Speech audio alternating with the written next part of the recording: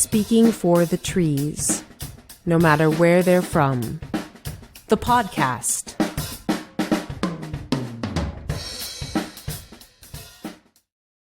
I always come back to whenever I feel like I get to a point where I'm stuck or I'm like, what the hell is going on with any of this stuff? I come back to the plants are in my brain, there are elder siblings, right? They're the ones that are showing us the path forward. Right. They don't do the messed up things that we do. We assert that onto them. And so if we can just observe like what is happening to these heavily disturbed ecosystems where there are a lot of species that are moving in that people are getting upset about. Why are they there and what are they doing? And if we can actually just stop and think about that and observe that process, we would come away with a lot more answers than we have right now. And people are just not doing that. They go and they see this damage that happens and they see the plants move in and they see it as part of the damage and they just want to get rid of them and kind of start over and bring things back to the way they were. So I don't know. I think that it's like, yeah, wow, we could have such a wealth more of understanding and information if we could see how plants don't lie. Mm-hmm. Plants that come up in an area are the ones who are showing you the layers of past relationships. You can find multiple layers in a site, that's something I've been, spending more and more time doing and appreciating and understanding. It's like, oh, yeah, that's the one that likes to come up there. So that must have happened here at some point in time.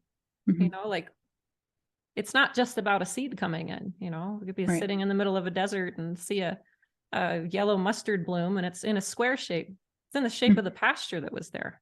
It's not all over the valley, know. So, and that's just like so much more useful for formulating new directions from now. I'm like, oh, this is all what's happened here.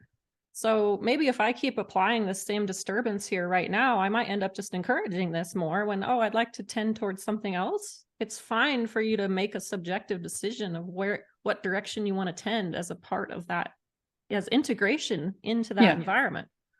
So it's nothing about like not weeding your garden. It's just like actually be there first.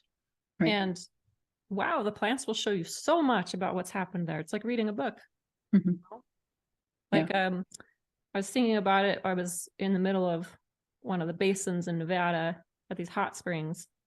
And, it's kind of like alkali playa flat and the hot springs. And when it gets muddy, the mud gets real deep. And you could see these like deep ruts from someone who drove through when it was muddy. Only took once.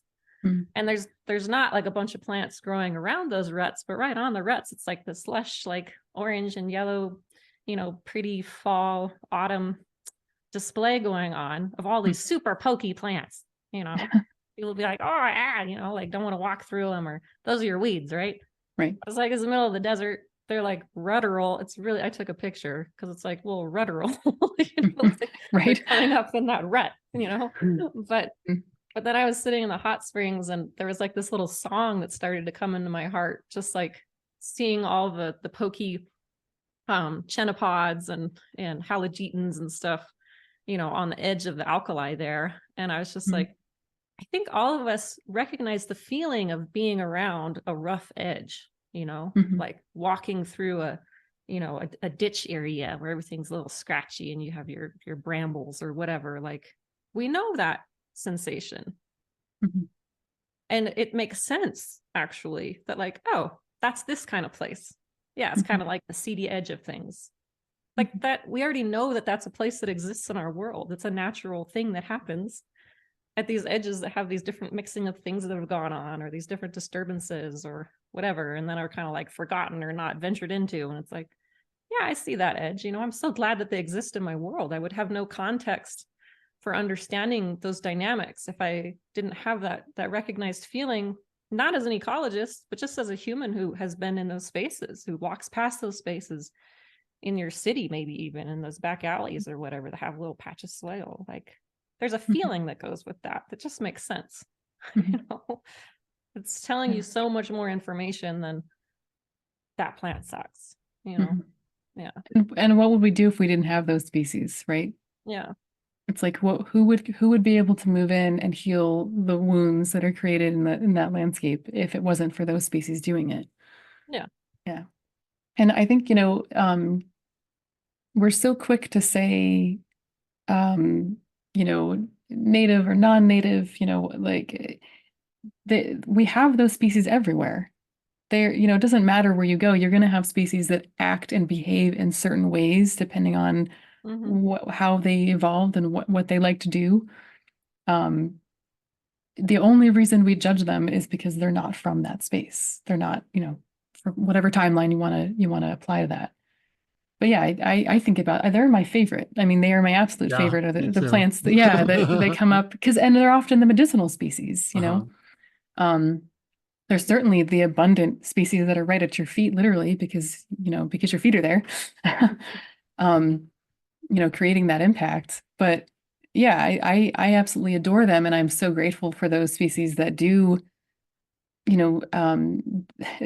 those behaviors that are considered misbehaviors by so many, because they are literally moving in and healing that space, And I also think, like, I think of Ailanthus a lot, and Japanese knotweed is like, those are two of my favorites, and they're very prevalent around here. Is like they're like, I feel like they're like this the steady, like through the apocalypse I can rely on them, like they're right. there, they're like, I'm gonna be fine, and I'm gonna show you how to just be okay no matter what crazy circumstances come up. They're just such a great illustration for great teachers for like how to have that mentality and how to live that way. And I have seen so many students, I've seen so many people who, at the beginning of a class, or sometimes at the beginning of a couple classes, it takes some people longer than others, but usually it's like from the beginning of a class, because I talk about this topic almost every class. I actually taught medicine making yesterday, and it came up. I was like, we're not even out in the field talking about botany. And Japanese knotweed came up, but I've seen so many people come into a class and they go, we talk, a plant comes up, or they go, oh, that plant, like, calorie pear, or, Japanese knotweed, or whatever, and they have all this burden on them, this tension, this anger. And then I talk, and, usually they get a little triggered at first, and they're like resistant. And almost always, by the end of that conversation, by the end of that class, it's like a weight has been lifted. I don't have to hate this anymore. Right. And then I talk to them again later, and they go, that just changed my entire world. Like, I was carrying so much anger around with me, and now I can walk through my garden, and I know that this plant that's coming up in my garden isn't horrible, and I can eat it, and I have a relationship with it now. And now when I see it, it makes me smile. I went through that. I mean, I went through that with a couple different plants, but I went through that with honeysuckle. I went through that with Japanese barberry, where before it occurred to me that I shouldn't take it at face value that I'm supposed to hate these plants. I felt a lot of conflict in myself, of like feeling like, oh, this is just this, like the Japanese barberry, it's just a sign of all the damage that we've done as humans, and it's everywhere, and it's taking over. And it really had that warlike mentality in my brain. And then I sat with it one day, literally just sat down with Japanese barberry, and asked it, well, why are you here? Like, what are you doing here? Like, why are you here? Why are you taking over everything? And the kind of like conclusion that I came to was, the plant was just like, I'm just here. Yeah. Like, I'm just here. I'm just being food. And I think about that all the time, like the number of people, including myself, that have gone through that transformation. Could you imagine what the world would be like if people could go through that? And not only in regards to plants, but in regards to people. Yeah. And I feel like if we can do that with plants, if we can show people that they can change their mind pretty quickly, actually, by just questioning, who told me that I have to hate this thing? Right. What's behind that? And kind of unravel some of the arguments, some of the debates about that, and let people just lay it out and say, some people say this, some people say this, but there are two sides to this conversation. And, one side gets talked about a lot more than the other, but do with it what you will. People want to take they don't want to hate things. I think deep down, most of us don't want to feel that and have that burden. And that's another one of the reasons why I'm so deep in this, because I've seen that transformation. And I've like I said, I'm a clinical herbalist, and I've worked with a lot of people and taken them through emotional and physical healing a number of times. And I've never seen something happen so fast. Just like within an hour, just have them be like this change in their entire being around a relationship with a plant. That's powerful. Yeah, it's like there's this assumption that if you're, don't hate invasive plants, that you don't like native plants. And it's like, I never agreed to not like any of them. Right. It's okay. Yeah. They're all cool. They're all doing their thing, Yeah. But yeah, I've had that experience with people, and it's been a nice practice in myself of really wanting to be in a place. I'm like, I don't want to argue. I don't want to be combative. Like it's not my goal here, and it's been really cool a couple times to be on walks, even with people who are starting to get a little, amped up from listening to me. Because if you're talking about ecology or tending or, cultural landscapes, planting comes up, and people are really afraid of planting. So the whole conversation has to come out then, otherwise we can't just focus on what we came out there to focus on, which is tending and moving plants around, and like humans have been doing. But I had a really interesting experience with someone once who was getting really quite worked up, and I was like, oh, okay, in myself, like, well, I'm just gonna continue saying what I'm saying, but like, I'm not trying to push him in any way. Like, he can, that's fine. I'm just saying, like, well, we might want to look at it again. It's hard to take apart the ideas we've been given from our looking. I'm like encouraging people to be observing and sitting with their observations, but I'm like, but as we're doing that, we still have to be pulling out the things that are in there that we're like, oh yeah, I am seeing this then. I'm like, because it's hard to do. That's all I'm saying. And I didn't know it until like I was like, oh, I probably made that person mad, and it's cool. Like, I can't, I'm not trying to convince everybody at all.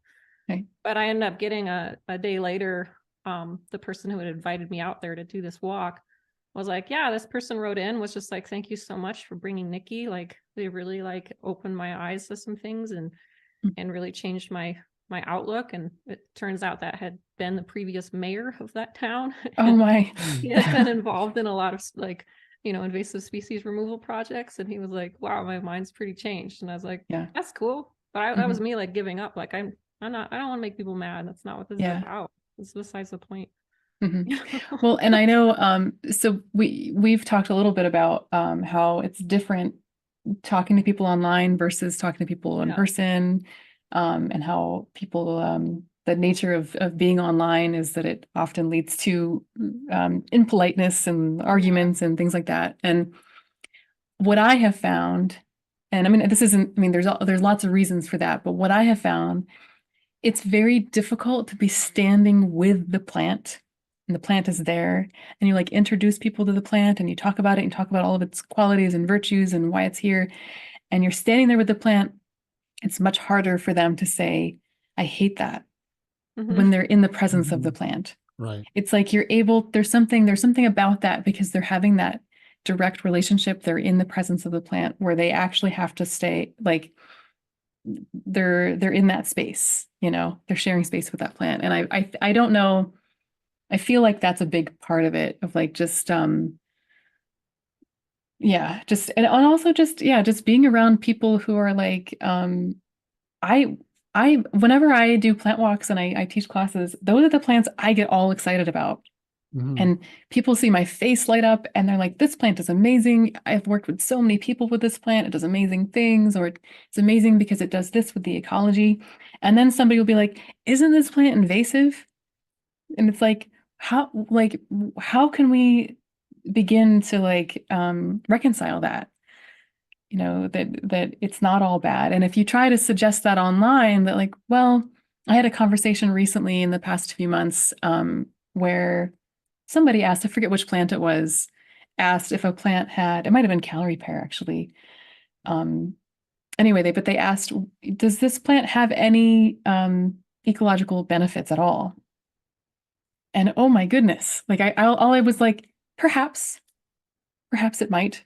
And just, it was just a full on like attack of, people were so upset that I said this. They said I was just so incredibly irresponsible and, you know, and I wonder how that conversation might have been different if we're standing there with a calorie tree or whatever. I forget which plant it was, but, and actually observing squirrels eating it, or, you know what I mean? Like actually seeing the fact that it's here and it has a purpose. Thanks for listening to today's episode. If you enjoyed it, please subscribe wherever you listen to podcasts. Speaking for the Trees, no matter where they're from, is also a blog at kollibri.substack.com. That's kollibri.substack.com. Paid subscribers get exclusive blog posts and early access to podcast episodes. Intro beats by Big Joe Drummer. This outro music by Codebox. Join us again for another episode of Speaking for the Trees, no matter where they're from, the podcast.